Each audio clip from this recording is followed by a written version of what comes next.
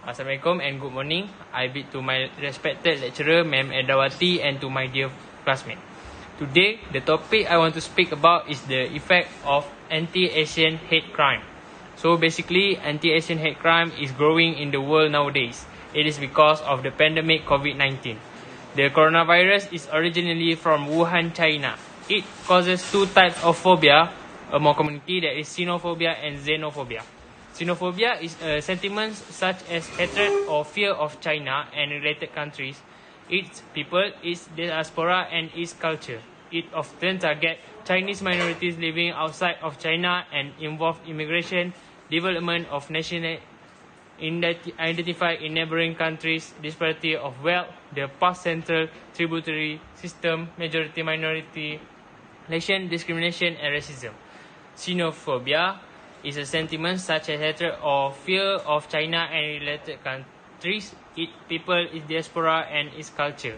It often targets Chinese minorities living outside of China and involve immigration, development of national identity in neighboring countries, disparity of wealth, the past central tributary system, majority minority relations, discrimination, and racism. Okay, so ladies and gentlemen, let me start my speech by stating the first effects of anti-Asian hate crime that are fear grows rapidly in Asian community. Today, with anti-Asian hate crimes on the rise, many in Asian community fear for the safety of their parents, elderly friends, neighbors, and children. They wonder whether they will be attacked if they go to a supermarket, walk their dogs around the block, or even just go to school. Crimes against Asian senior citizens have risen by an alarming rate.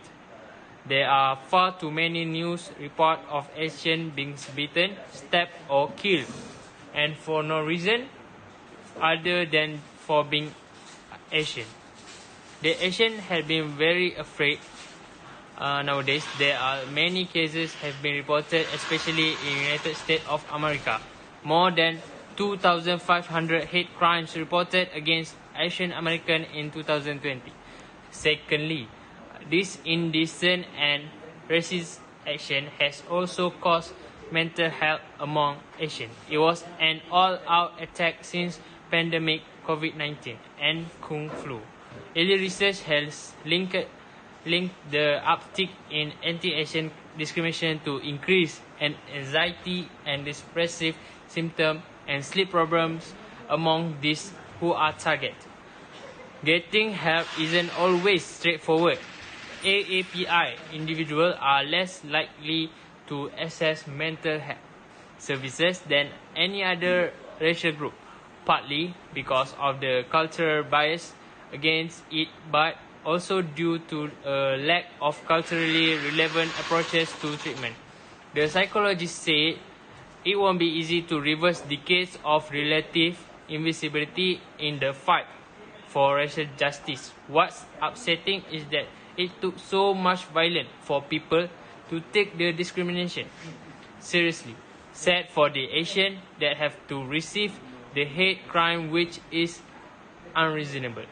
Luckily, increasingly, Asian Americans and their allies are stepping forward to combat hate crimes and improve understanding. Everyone can help by supporting an AAPI-owned business, standing up against hate crimes, and letting community members know they are heard and valued. Whether their effort will change a handful, only their own household, or part of a movement, they need to do something. Maybe a little step they make can bring changes to overcome the anti-Asian hate crime. That's all for me, for my speech, ma'am, and my fellow friends. Thank you.